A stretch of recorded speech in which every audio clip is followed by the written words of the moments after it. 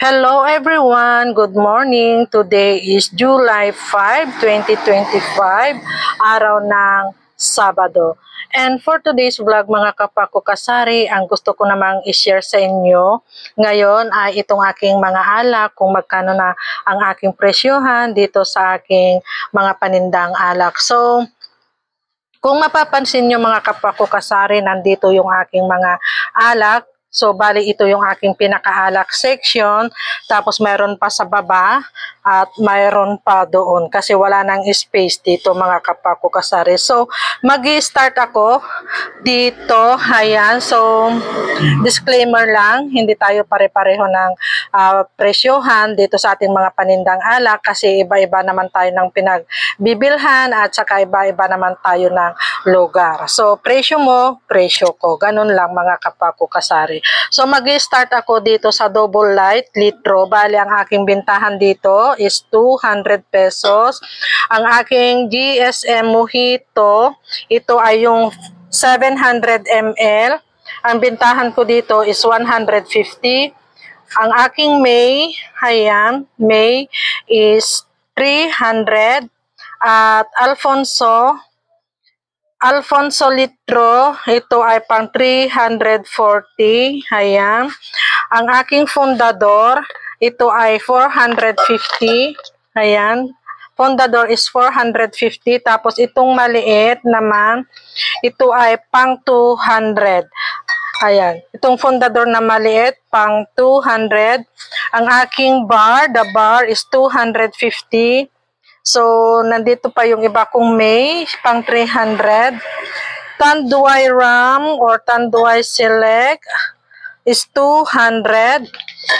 Primo is 250.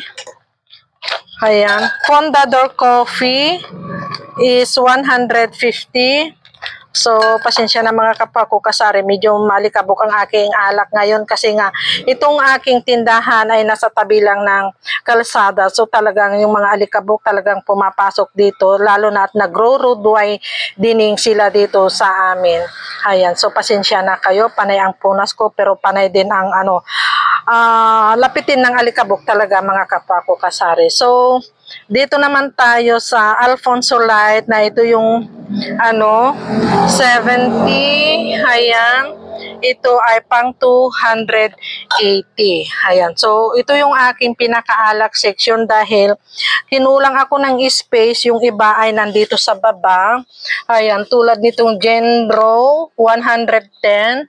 Genro, ayan. So, lahat ng klase ng Genro sa akin is 110. Double light na lapad is pang 80 pesos. Ayan, may pa ako dito sa likod, Emperador Bunso. Hindi ako nagtaas nito mga kapako kasari. Old price pa rin ito, pang 75 pero sa ibang tindahan, 80 pesos na yan. So, dito naman tayo, nandito yung aking mga 4x4. Ayan, so ang aking 4x4, ang aking bentahan is 150.